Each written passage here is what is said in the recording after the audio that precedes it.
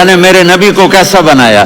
ایک بدو عورت ہے، ان پڑھ عورت ہے، ام معبد الخزاعیہ، وہ میرے نبی کا حلیہ بتاتی ہے۔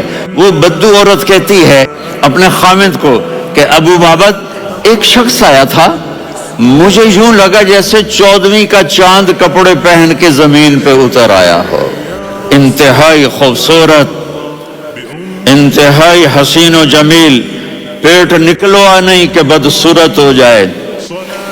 کہا اتنا خوبصورت تھا کہ سر سے پاؤں تک حسن اس کا غلام تھا، خوبصورتی اس کی باندھی تھی، اور میں جدھر سے دیکھتی تھی مجھے حسن ہی حسن نظر آتا تھا، اور جب میں اس کے چہرے پر دیکھتی تو میری آنکھ نہیں بھرتی تھی، میرا جی چاہتا تھا میں دیکھتی جاؤں دیکھتی جاؤں دیکھتی جاؤں، میرا دل نہیں بھرتا تھا۔ کون؟ وسیم۔ وسیم اسے کہتے ہیں جس کو دیکھنے سے دل نہ بھرے۔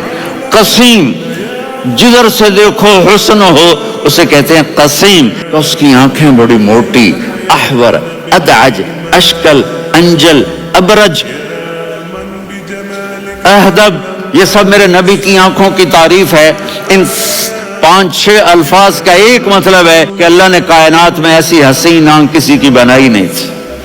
حسن و جمال آنکھوں میں، اور پلکیں بڑی لمبی، یہ عورتیں یہاں نکلی لگا لیتی ہیں نا لمبا کرنے کے لیے، تو میرے نبی کے قدرتی یہ بال لمبے تھے حسن کو بڑھانے کے لیے، داڑھی بڑی خوبصورت تھی، زبان میں آواز میں جادو تھا، آواز میں کشش تھی، آواز میں ایک ایسا دل کھنچتا تھا، گردن لمبی تھی، سر سے پاؤں تک حسن و جمال تھا، جب وہ بولتے تھے نور چھا جاتا تھا، جب وہ خاموش ہوتے تھے وقار چھا جاتا تھا، اور سوا البطن و صدر، سینہ اور پیٹ برابر، سبت القصب، سیدھا قد تھا، سیدھا قد، بالکل سیدھا قد، عریض المنکبین، چھاتی چوڑی تھی، طویل الزندین، بازو لمبے تھے، رحب الراحہ، یہ ہتھیلی بڑی چوڑی تھی، چوڑی ہتھیلی سخاوت کی نشانی ہوتی ہے، رحب مسیح القدمین،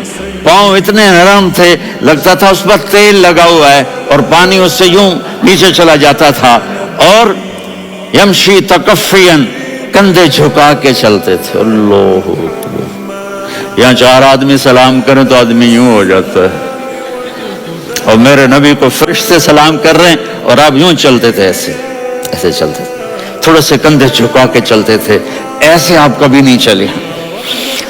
جو دیکھنے میں ایسا حسین ہو اس سے پیار کیوں نہ کیا جائے۔